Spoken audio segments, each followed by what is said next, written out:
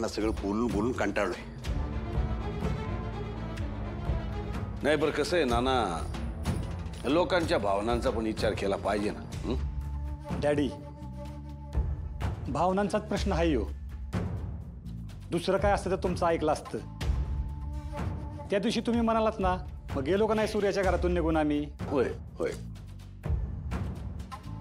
अहो देवी आहे म्हणजे गावच्या श्रद्धेचा आणि भावनेचा विषय आहे.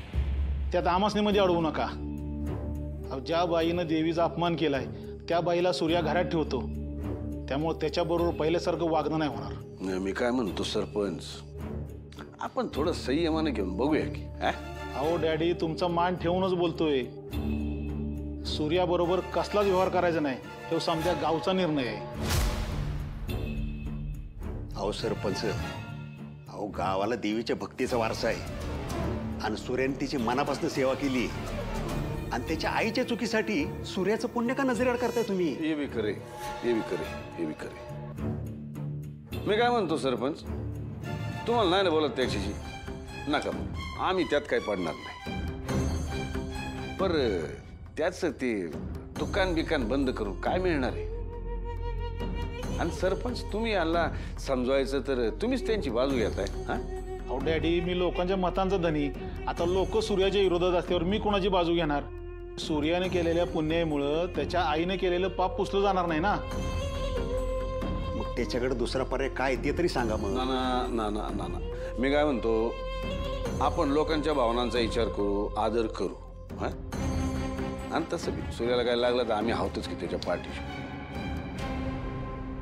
पण तुम्ही एकदा त्याच्याशी बोला, त्याला म्हणावं काहीतरी मधला मार्ग काढ. आणि कसं आहे, शेवटी स्पष्ट बोलतो, पर अशा बाई काय कुठं बी जगू शकते हो. सगळ्या कुटुंबावर कशाला परिणाम होऊ द्यायचा त्याचा? काय बरोबर बोलतोय का आम्ही? ना ना, अहो गावासोबत किडे रगडायचे नसतात. एका माणसामुळे सगळ्यांना कशाला त्रास? या या या या.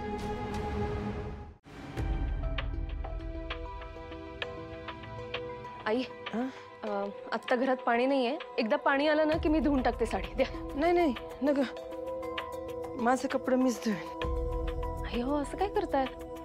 घरात एवढी माणसं असताना तुम्ही कशाला काम करताय? मी आहे ना, मी धुते. द्या इथे. नग नग. काय झालंय? माझं काही चुकलंय का? नाही नाही, तू काय चुकीचं वागणं झाली म्हणून मला प्रश्न पडलाय, तू माझ्यासाठी एवढं समज का करतेस? आई अहो, सूर्याशी माझं लग्न झालंय म्हणजे त्याच्याशी नातं जोडलं गेलंय माझं. आणि त्याचबरोबर इतर नाती पण आलीच की. ती सगळी नाती जपणं हे माझं कर्तव्य आहे. आणि ना, मला माझं हे घर ना हस्त खेळतो बघायचंय. आणि ना, माझं मन मला सांगताय, आता तुम्ही घरी आलाय ना, आता सगळं व्यवस्थित होईल. वहिनी, जायचंय ना? आले आले. आई, मला निघावं लागेल. येतेच.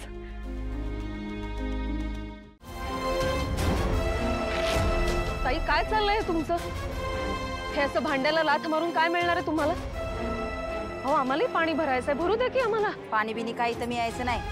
हे ठरवण्याचा अधिकार तुम्हाला कोणी दिला?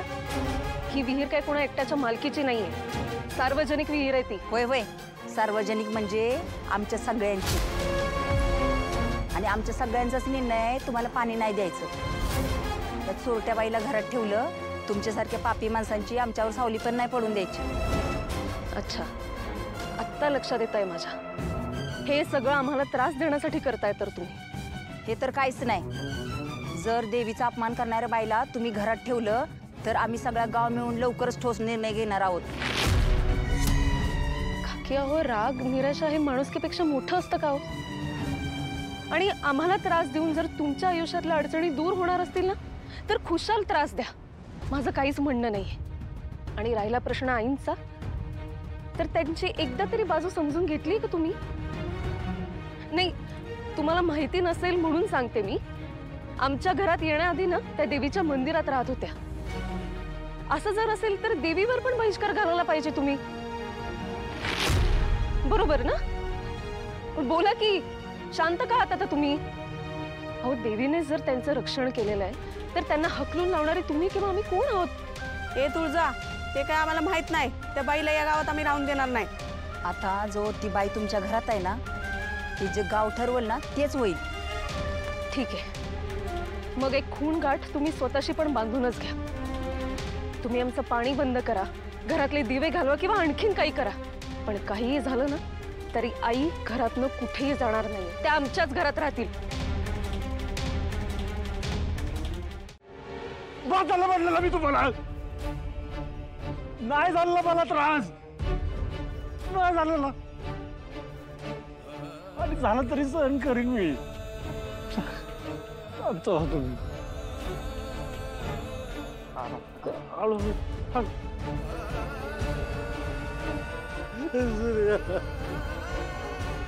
आपल्याच वाटेला का रे समज. पर देवा, माझ्या लेकरांची काय चूक आहे रे? माझी चूक असली तर मला शिक्षा दे ना.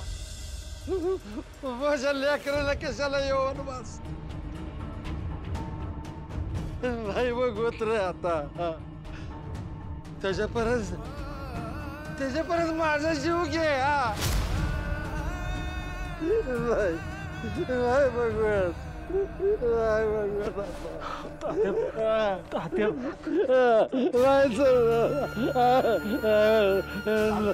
शांत